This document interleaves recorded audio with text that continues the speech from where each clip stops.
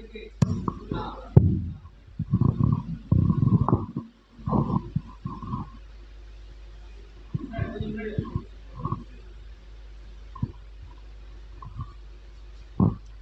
அகத்திய பெருமான் திருவடிகள் சரணம். ஓம் வாலை சித்தர் திருவடிகள் சரணம்.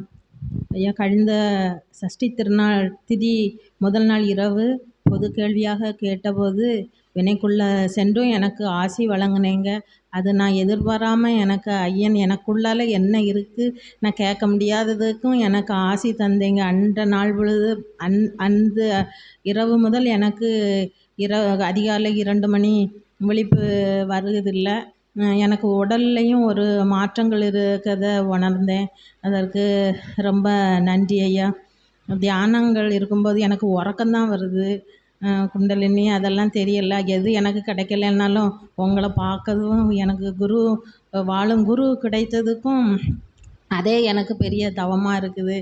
சில நேரங்களில் வழிபாடு வீட்டில் செய்யலை அப்படின்னு நினச்சிட்டு காலையில் 2 சொட்டு கண்ணீரை மட்டும் விட்டுட்டு என் வேலையை செய்ய போயிடுவேன். ஆனால் அந்த இரவே எனக்கு உனக்கு சரணாகதியை தவிர வழிபாடுகளெல்லாம் முக்கியமாங்கிற ஏதாவது ஒரு வாயிலாக எனக்கு தெரியுது. உன் மனசில் நினைக்கிறதே வழிபாடு தான் அப்படிங்கிறதையும் எனக்கு உணர்த்துறாங்களே அப்படின்னு நினைக்கும்போது ரொம்ப சந்தோஷமாக இருக்குது சாமி. எனக்கே விடையே நீங்களே தாரீங்க. அதுக்கெல்லாம் ரொம்ப நன்றி சாமி.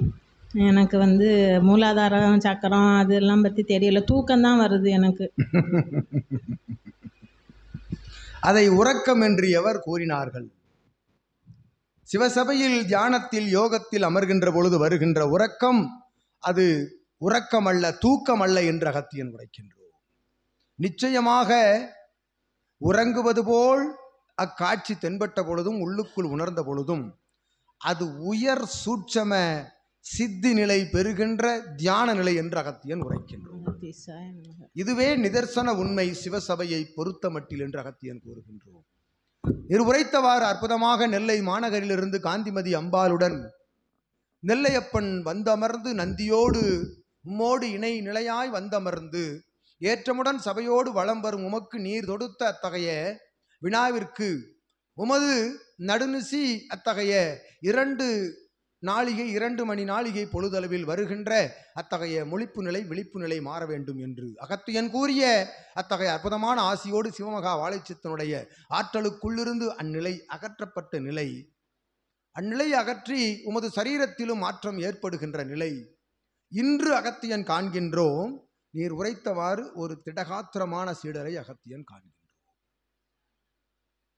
அந்நிலை தொடர்ச்சியாக நிலை பெற்று சபையோடு நற்சீடராய் வளம் வர சிவமகா வாழைச்சித்தனின் சொல்லுக்குள் இருக்கும் அர்த்தமுள்ள அத்தகைய நிலைதனை ஏற்று பெற்று அவன் சொல் மாறா நிலைதனில் அவன் அடிபிரலா நிலைதனில் வளம் வருவதற்குரிய நல்ல ஆசிகளை அகத்தியன் வழங்கி பணியாற்றுகின்ற தலங்களிலும் அற்புதமான இடர் இன்னல் நிலையில்லா சூட்சம நிலைகளை வழங்கியும் உமது மழலையர்க்கும் அற்புதமான அருள் நிலைகளை வழங்கியும் அடிபணிவு சரணாகதி நிலைக்கென்று பிரத்யேகமான நல் ஆசியையும் வழங்கும் நிலையாய் அகத்தியன் வழங்கி அமர்கின்றோம். யாம் சுப நிகழ்வாய். ஓம் அகதீஷாய நமக.